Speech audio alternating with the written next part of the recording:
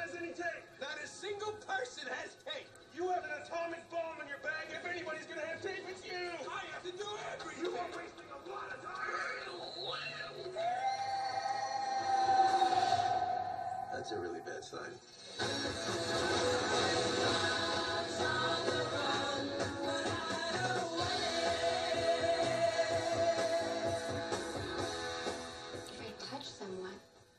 Feel their feelings. You feel love. Yeah, I guess, I feel a general unselfish love for just about everyone. No, sexual love. No, I don't. For her. No. See, you stole everyone your deepest, darkest secret. Dude, come on. I think you're overreacting a little You bit. must be so embarrassed. Do me.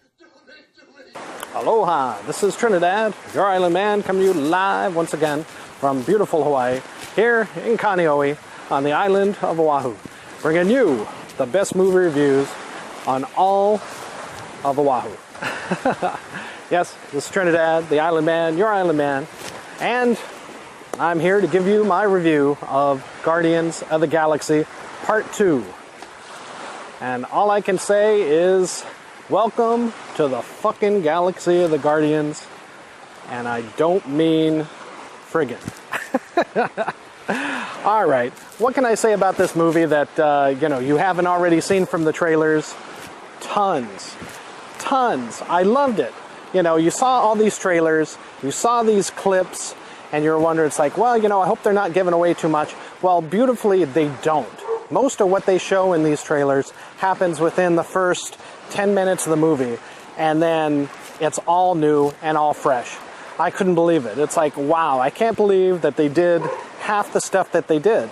This opened up last night. I saw it last night, Thursday night, here at the Windward Mall for full price in 3D. And this is one of those movies that I definitely do recommend in 3D. I mean, the visuals, the special effects were outstanding all the way. You see a lot of other planets, space battles, and the 3D that they do in this is phenomenal. If you didn't see the first one before seeing Part 2, definitely check it out. You won't be lost, but it will give you that much of a richer flavor for Part 2. So definitely check it out and then go see the second one. We don't know how much time had passed between the first movie and the second one, but what we're witnessing now is a full-fledged family, and that's very much the theme of this movie, is family. Guardians of the Galaxy Part 2, about family relationships, everybody getting along, or at least trying to get along, and, finding each other's strengths and weaknesses, and what sets them off and what helps them out, of course, like any family. Everyone has issues, even down to, beautifully, Gamora and Nebula and their crazy father Thanos.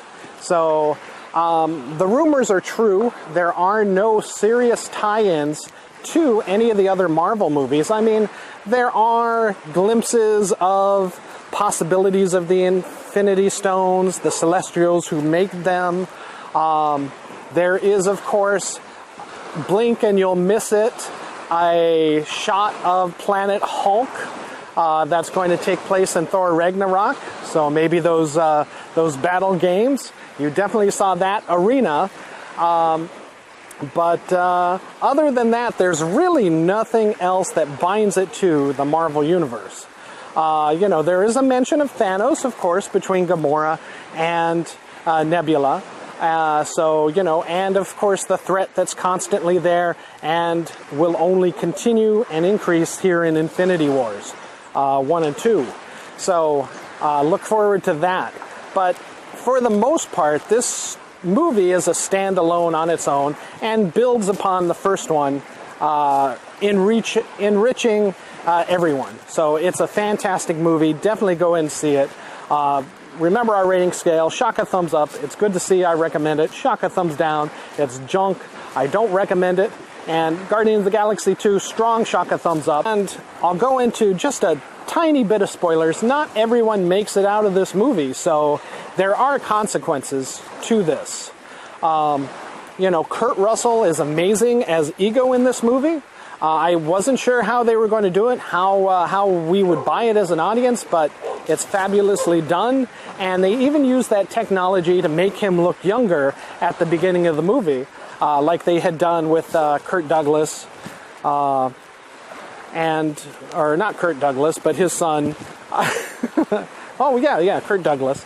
And like they had done with Tony Stark in Civil War and made him look younger. It's incredible. It's uncanny how well they did it, and it definitely fits into the plot. So it really does help out and really helps flesh out this. And I hope we continue to see much, much more of this groundbreaking technology to make actors young again, so that we can see their past performances, not through another actor. Incredible. And yes, if anybody was wondering, spoilers, you do get just the slightest extra Howard the Duck in this movie. So Howard the Duck does return. Okay, James Gunn, that's enough Howard the Duck. We don't need any more. Unless you're going to do the whole movie, Howard the Duck and versus Dr. Klang. That's the only time I want to see more Howard the Duck. All right. There are some after credit scenes, so definitely stick around for that. Nothing too much. Maybe you've already seen them on the YouTube. I'll go ahead and tell you, there's a nice shot of, I guess, the original Guardians of the Galaxy. I wasn't too into them in the comic book, so I didn't know.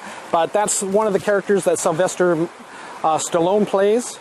Another one, we do get confirmation, and this has already made the headlines, that Stan Lee is, if he is not a Watcher, then at least he is definitely working with the Watchers. So, what's his name, Vatu or whatever, along with several other Watchers you do see in this movie. So that is a bit of a spoiler. The other one on top of that is for Guardians of the Galaxy Part 3, they tease the potential coming of Adam Warlock.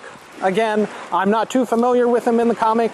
I had seen him, not sure what his deal is about, but it looks like he might be set up as a potential enemy, later on turned to friend for potentially Guardians of the Galaxy Part 3. But we'll have to see what happens all through Infinity Wars, who makes it out alive before we can even start to discuss Guardians of the Galaxy Part 3. All right, but yes, do yourself a favor. Go see this movie. Full price, no problem. 3D, IMAX would definitely help you out in experiencing more flavor for this movie. It's a great movie. Strong Shaka thumbs up. They say it's going to do about between $120 to $160 million this opening weekend. And I would guess probably about 130, 140 is my guess. So I'm going to say about maybe 135 after, everything's shooken out. We'll see how it stands, but I think the movie is that strong, and it should definitely make in that average of the 130 range. That's my prediction. We'll see if it gets up to 160. I wouldn't be surprised. The only other negative thing that I might be able to say about the movie is that the overall goal of the villain in this, no spoilers, and how he's going to reach that goal, or once we see it in motion, it looks a little, okay, you're just going to destroy everything? Is that, the plan? It could have been done a little bit better. I don't know if we needed to see that. And I wonder if that actual Dairy Queen would still be there. In most towns, old Dairy Queens are not there anymore. And that kind of felt a little bit like the Krispy Kreme in Power Ranger, focusing on that one particular Dairy Queen. All right, you see the movie, you know what I'm talking about. All right, take care. This is Trinidad, the Island Man, your Island Man, saying shaka thumbs up. Go see Guardians of the Galaxy Part 2. It's fabulous. All right, thank you, and aloha.